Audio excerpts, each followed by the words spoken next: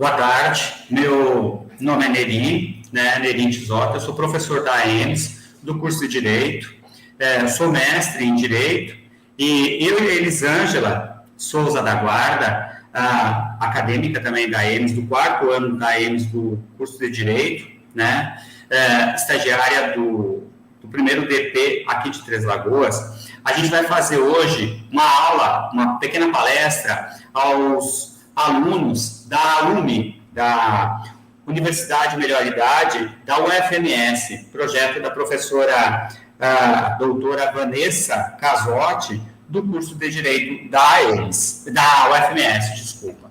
Então, a gente vai apresentar alguns dados e também faremos o título da nossa aula aí, uma vivência de muitos anos. Vamos tratar sobre o direito dos idosos e principalmente sobre a violência financeira ocorrida aos idosos, tá? Por enquanto, então, vamos dar início à apresentação aqui, mas o colega aí, Marcos da Guarda, pode trocar o slide? Pode abrir o slide?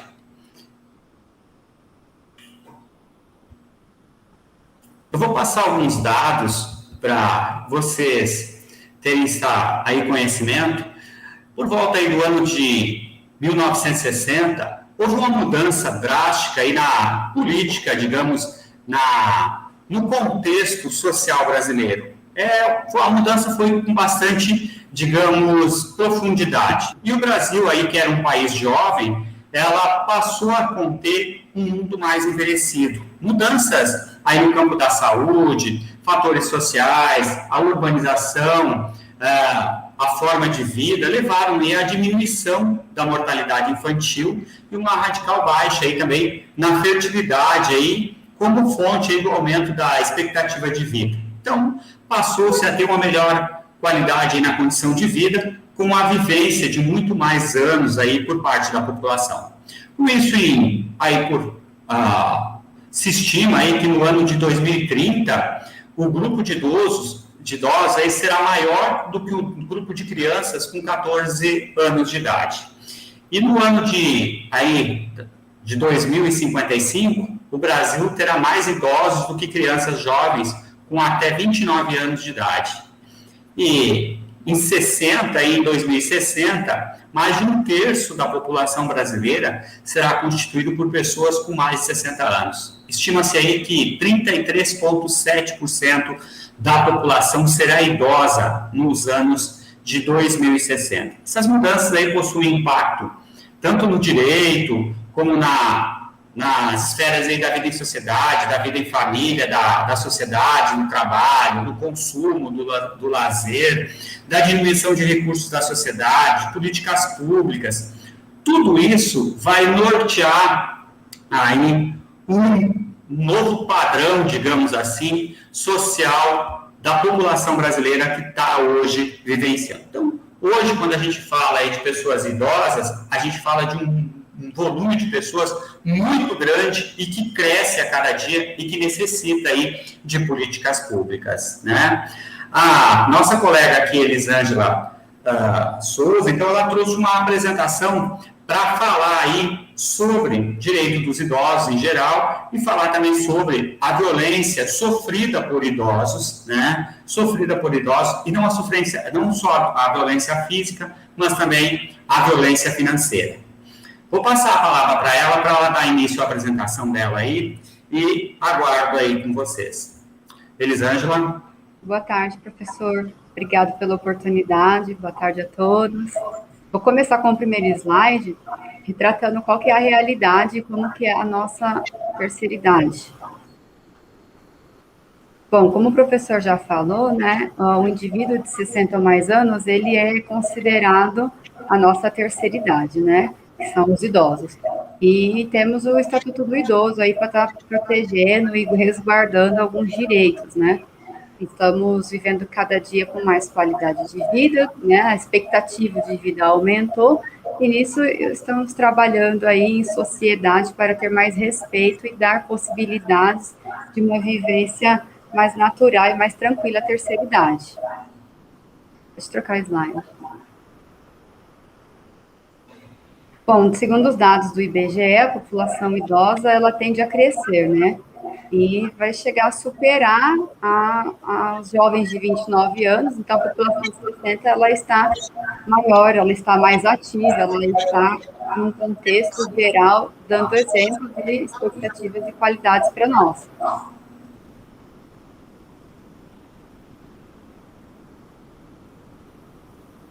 Coloquei aqui alguns direitos e garantias que são guardados, né? A terceira idade, ela tem prioridade em fila de banco, ela tem prioridade nos assentos, né? Ela precisa de desconto no IPTU, a carteirinha que leva eles aos direitos de show, cinema, lazer, né? Inclusive, prioridade nas ações judiciais. Isso daí nem todos sabem, né? Mas às vezes é necessário entrar com algum procedimento, algum processo, e eles têm essa prioridade. Gostaria de dar uma intervenção aqui. A Elisângela falou sobre as prioridades. Nós possuímos duas leis de prioridades para os idosos. Uma delas para os maiores de 60 anos, que a partir da idade que você completa 60 anos, você já começa a ter, então, preferência na tramitação processual e uma série de outras preferências aí, como preferências em filas, em andamentos, em processos administrativos. A gente também tem aí, então, a processual, aí, a judicial, para que permite mais rápido. A partir dos 80 anos, torna-se preferencial dos preferenciais. Então, entre uma pessoa de 60 anos e uma de 80, o processo da pessoa de 80 tramita mais rápido do que um processo de 60, porque nós temos aí, foi no governo Temer que foi editada a lei aí da prioridade para os prioritários, né? Se tornou, então, um nicho com mais prioridades a esses. Elisângela. Sim, isso dá uma garantia, né, professor? Porque eles não têm essa disponibilidade de ficar guardando, de ficar esperando, né? Diferente, por exemplo, de um processo onde é um jovem, né, que às vezes ele está pleiteando alguma coisa que nem esteja voltada à saúde, nem à qualidade de vida, né? Então, isso daí é muito interessante, é uma conquista, né? Muitos volumes são de valores que são cobrados da Previdência e ações judiciais. Se esse idoso muitas vezes ficar aguardando, vai sobrar para os herdeiros dele. Não é comum, não. É muito comum, na verdade, a gente encontrar. Aqui no meu escritório mesmo, as pessoas vêm a falecer, deixando-nos bens que não puderam usufruir, muitas vezes pela necessidade de um dinheiro para receber do Estado. Então, eles também têm preferência aí na tramitação desses processos quando tem precatórios, quando o órgão aí, o réu também é um órgão público, né? Então, isso ajuda a dar mais preferência, mais qualidade de vida, claro, para que eles possam usufruir desses direitos enquanto vivos, porque depois de morto não se tem mais. Sim, principalmente em relação à saúde e aposentadoria, né? Sim. Porque eles dependem muito dessas ações, ficam aguardando o momento, ele da tão sonhada aposentadoria, ou às vezes de medicações também, né? E até cirurgias. Então, isso daí dá uma garantia a eles, né? E é uma informação que nem todos têm, que às vezes não busca, não vai atrás, porque é tudo tão moroso que aí eles acabam deixando de lado. Mas é uma garantia. Então, a nossa sociedade tem provado aí que o Estatuto do Idoso, com o objetivo de garantir uma melhor qualidade de vida e buscando assegurar os direitos. Na verdade, ela é uma promoção do Estatuto do Idoso, não é, Elisângela? Porque o que aconteceu? Precisa se dar mais dignidade à população idosa. Nós somos um volume de crescente. Eu já sou quase um idoso. Faltam menos de 10 anos e eu serei um idoso. Na verdade, a gente vive para isso, né? Para chegar e atingir essa idade.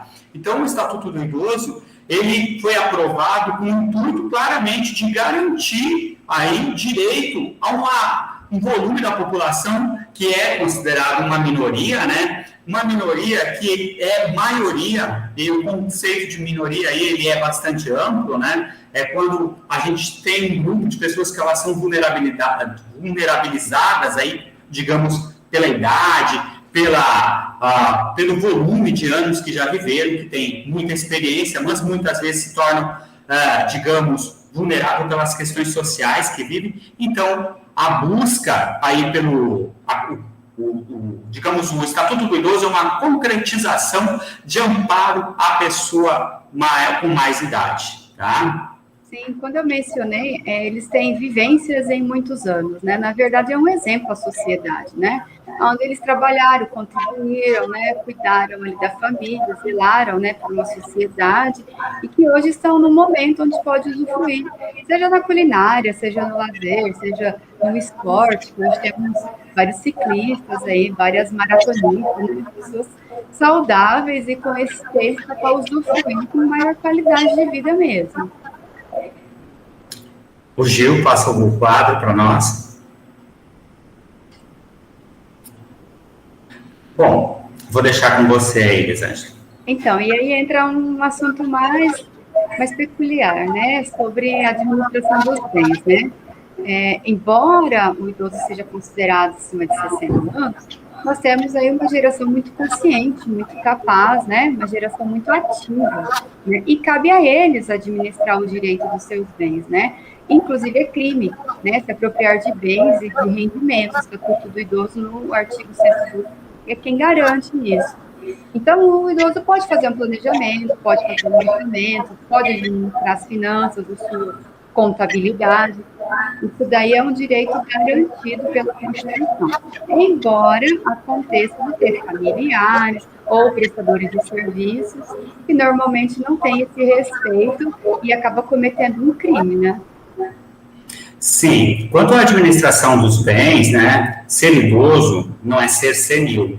Se a pessoa tiver realmente algum problema, digamos, uma doença que atingiu em decorrência da idade, a impossibilidade de raciocínio, então sim, ele não tem condições mais de, digamos, de administrar seus bens e vai precisar de um tutor, uma pessoa de confiança, um curador, uma pessoa de confiança que toma conta da parte financeira da vida desse idoso, que geralmente é uma pessoa da família e deve ser de confiança do idoso e do juiz ou do Ministério Público. Isso aí será fiscalizado, na verdade. Então, quando a gente fala aí de administrar esses bens, somente se ele for interditado. E um processo de interdição é algo grave, é algo bastante temeroso, porque vai suspender aí os direitos da personalidade aí de autodeterminação quanto à vida financeira, econômica dela. Hoje, se existe uma série de restrições aí para que a gente possa implementar, não vai ser feito assim tão fácil, por meio de perícia médica e tal. Tem que haver comprovação de que a pessoa realmente não tem condições de administrar seus bens, né?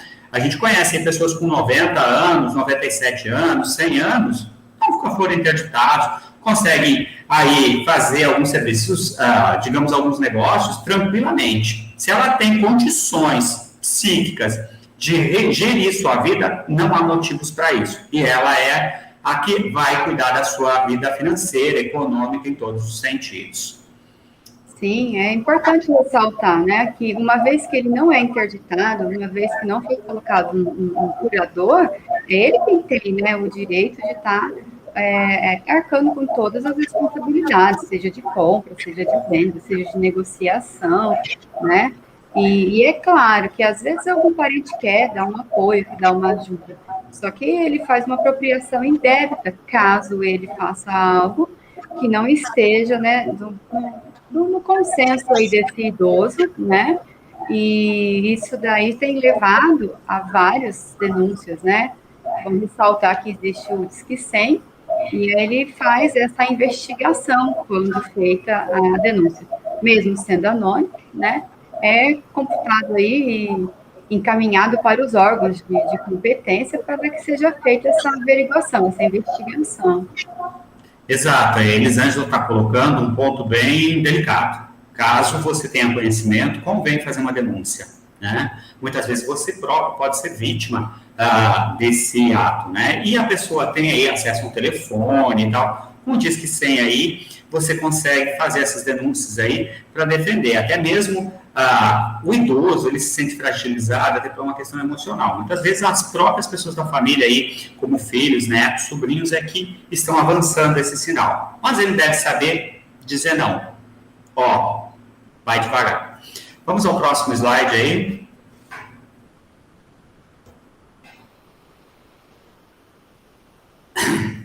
Bom, a violência financeira, ela é a terceira maior consequência do abuso financeiro, né?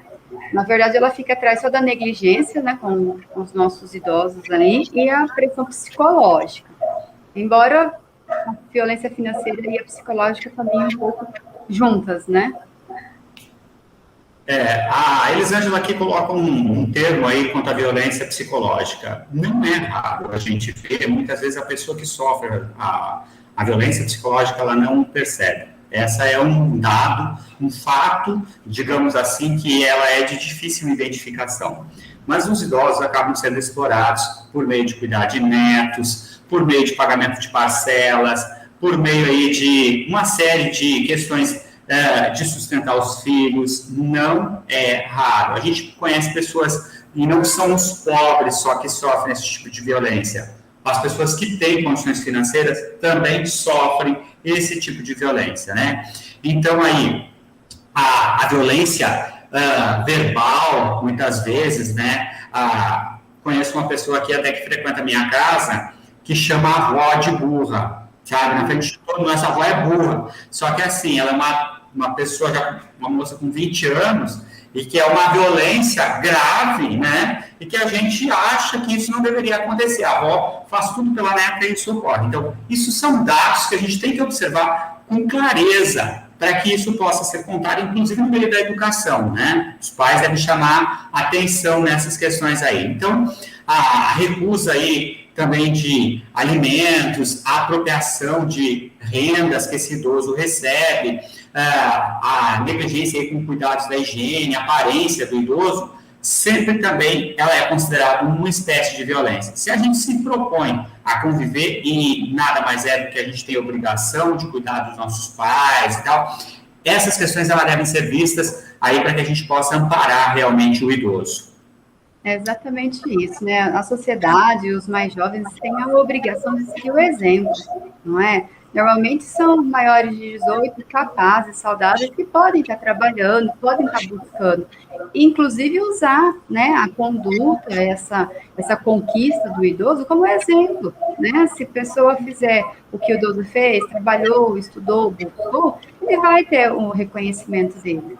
Agora, o que se vê é eles negligenciando os direitos dos idosos, tratando como descartáveis, enquanto, na verdade, eles são um exemplo da nossa geração. Merece, sim, respeito e atenção e ter as garantias deles resguardadas. Gil, troca o slide para nós. Então, sobre a perspectiva aí da vontade do idoso, né, é que vai se tornando cada mais importante aí, né, cada vez mais inoperante. Ele acaba deixando de impor, digamos, a sua vontade. E isso é bastante grave. Então, aquele idoso que tem uma personalidade firme, forte e que mantém aí o seu dirigismo, né, ele mantém sempre a sua posição sobre a questão. Elisângela, deixa você falar. Então, professor, fica inoperante porque ele acaba sendo ameaçado e coagido. Eu preciso disso. Eu quero aquilo. Então, ele acaba cedendo a uma pressão, a uma chantagem, onde ele mesmo não percebe, né? Ele vai descobrir isso depois, quando tiver com empréstimo, quando tiver com financiamento. Ele vai descobrir da forma mais triste que a ajuda que ele estava dando não era necessária e nem cabível, né? Porque a pessoa não aprendeu ali a ter uma conquista, né? A ter algo que deixe ele se sentindo mais capaz, né? Próximo. Vou deixar para você falar também. Então, eu trouxe aqui uma tabelinha só para a gente ter uma visão, tá um pouquinho ruim, mas depois eu disponibilizo o material sobre as denúncias do Disque 100, né? É que, assim, os estados, eles estão, eu coloquei do maior para o menor, para a gente ter uma ideia, né, do tamanho que tem sido as denúncias e do trabalho que o estado tem tido com essas investigações, com esses acompanhamentos, né? Uma vez que o idoso ele não tem um curador, então ele é o capaz de estar se movimentando com suas finanças e seus investimentos. E aí eu trouxe para a gente analisar como é que tem sido as denúncias sobre essas violações de direitos, né? O estado de São Paulo é o que mais se destaca até o momento, mas as pessoas elas estão se movimentando. Porque se não acontece com você ou com a sua família, você conhece alguém, né? Algum vizinho, algum colega de trabalho que passa por isso, né? E uma vez que investigado, é levado eles para esses direitos para eles se resguardar. E envolve não só familiares, né, professor? Um prestador de serviço, um pedreiro, um encanador, né? tem um contrato, mas não cumpre e deixa ali para verificar se o idoso vai entrar com recurso para rever aquilo que foi contratado. Assim, quantos dados do Disque 100 ali, a gente pode observar aí na tabela, né? A tabela está bem clara aí, que do ano de 2020 para o ano de 2020, para o ano de 2019 para o ano de 2020, houve um aumento significativo. De 3.900 casos, a gente passou para 5.900. Então, isso é um aumento de quase 40% aí de aumento, só no estado de São Paulo, que é aqui nosso vizinho. Ali, eu vou procurar aqui Mato Grosso do Sul, né? Ele teve 208 casos, né, para 379. E o mais significativo aí é o estado da Bahia, que tinha 363, passou para 1.001 casos, né, acima de 1.000. Então, a gente nota aí que existe aí um aumento praticamente em todos os estados, no aumento dessa violência aí praticada contra os idosos. É algo grave e que o Estado aí, né, deve criar políticas públicas, então, de proteção.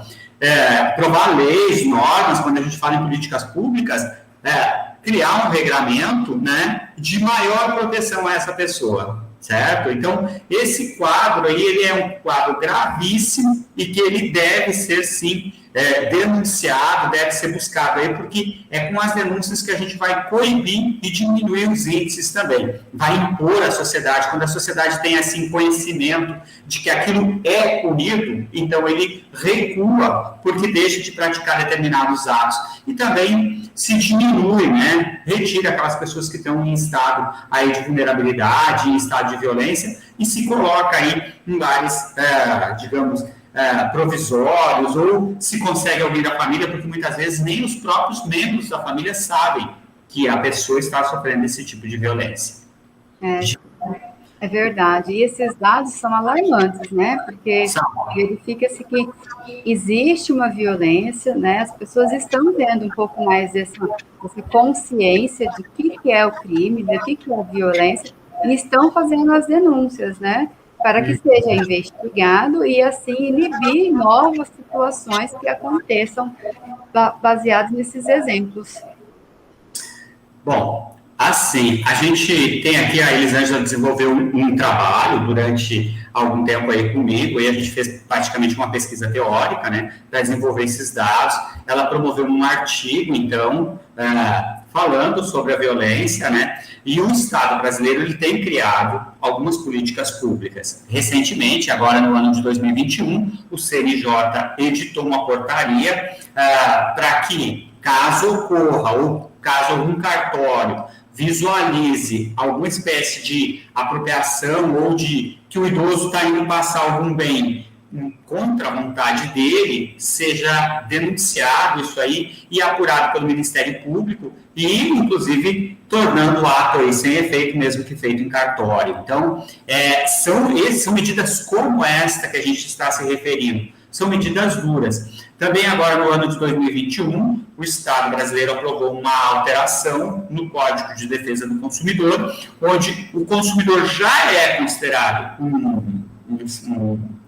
digamos, vulnerável perante o fornecedor, principalmente quanto ao endividamento, né? O endividamento de idosos, em que os familiares se apropriam aí de idosos para que eles retirem financiamentos, empréstimos consignados, aí endividando eles. Então, se for contra ele, então criou-se dentro do Código do Consumidor uma sistemática de proteção aí que será aplicada a partir de agora, como a lei ainda é de junho deste ano, a gente ainda nem tem muito conhecimento de como ela vai realmente funcionar, mas seja que os casos em que sejam apropriados aí, ou que sejam torne um idoso endividado ou até mesmo qualquer consumidor, por meio aí de abuso da instituição financeira, dos bancos aí que causam empréstimos, possam ser revistos esses contratos, né? Então, isso torna aí, digamos assim, isso são sistemáticas que estão sendo arrumadas, né? Então, desculpa. A terceira idade, ela está sendo mais vulneráveis, né? As pessoas, elas se aproveitam ali da gentileza, da educação e, às vezes, da confiança mesmo, né? E o Estado tem que ficar vigilante sempre, né, Elisângela? Ele deve ficar sempre atento para que se faça esse controle por meio de políticas públicas aí, para que se possa levar, então, a proteção desse idoso, dessa pessoa. É o instrumento de proteção, né, professor? Estamos a 19 minutos. Ok, vamos passar, Gil. Deixei um texto que nós vimos num curso que o professor deu, eu achei bem bacana, mas é só um finalzinho mesmo do material. Pode ler ele para nós, então, Elisângela. Não consigo, tá muito ruim a minha apresentação, professor. Então, eu vou ler para você. Velhas árvores. Olha estas velhas árvores mais belas do que as árvores moças mais amigas. Tanto mais bela quanto as mais antigas.